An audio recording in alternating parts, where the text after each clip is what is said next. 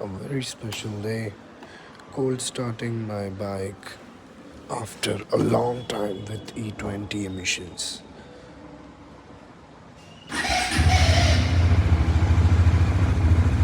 Absolute cold start.